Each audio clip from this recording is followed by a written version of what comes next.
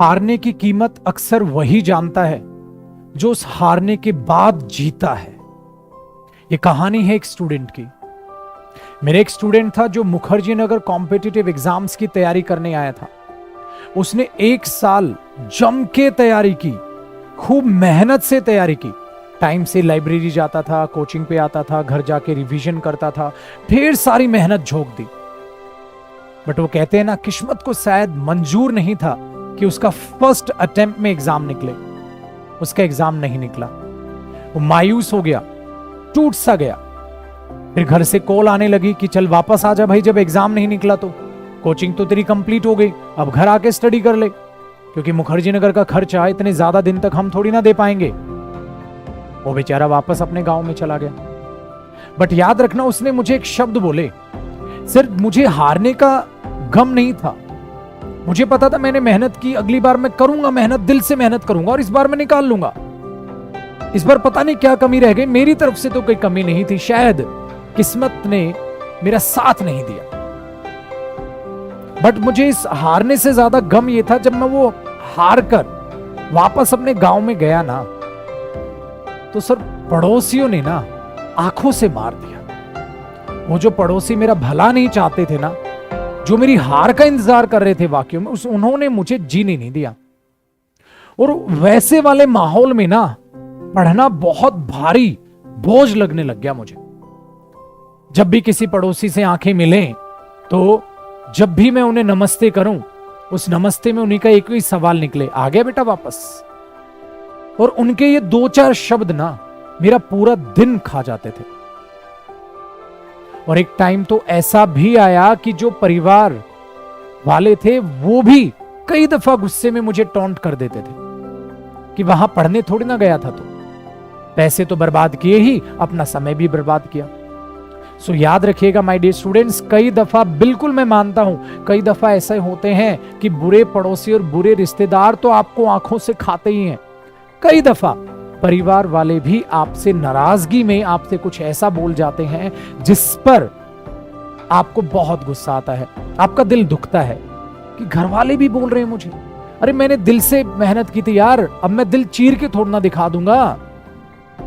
तो एक बात याद रखिएगा, वो गुस्से में घर वाले आपसे नहीं बोल रहे हैं, वो पड़ोसी ही हैं।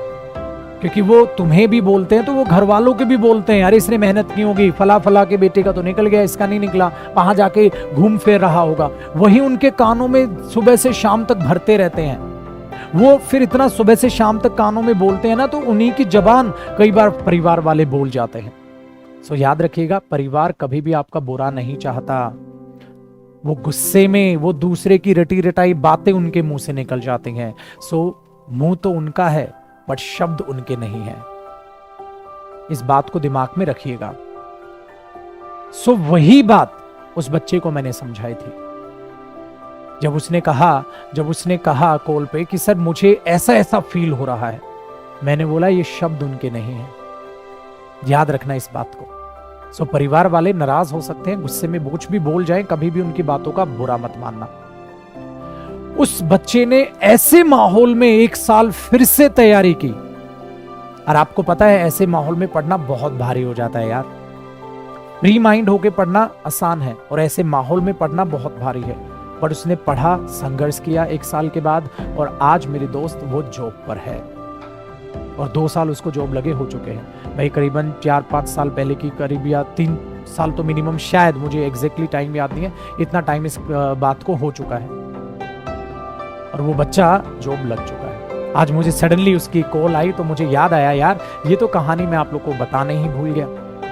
सो याद रखिएगा, जब आप हार का मुंह देखते हैं ना, सो हारने के बाद अपने आप को संभाल कर जीतना बड़ा मुश्किल होता है, नामुमकिन नहीं होता। सो मेरे दोस्त, सबसे पहली मेरी सलाह यही है, इतनी मेहनत करो कि हारो ही नहीं।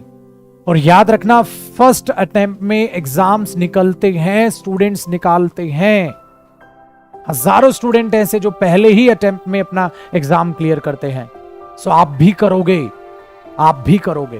याद रखना, अगर हारने का डर आप पर हावी होने लग गया ना, वो आपको जीतने नहीं देगा। सो हार से कभी मत डरना, ठोकर से कभी मत डरना।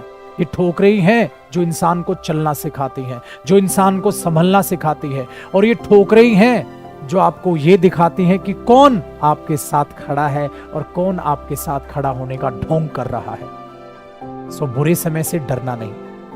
इसलिए मेरे शब्द यही थे कि असली हारने की कीमत ना मेरे दोस्त वही जानता है जो उस हार को सहकर आगे जीता है।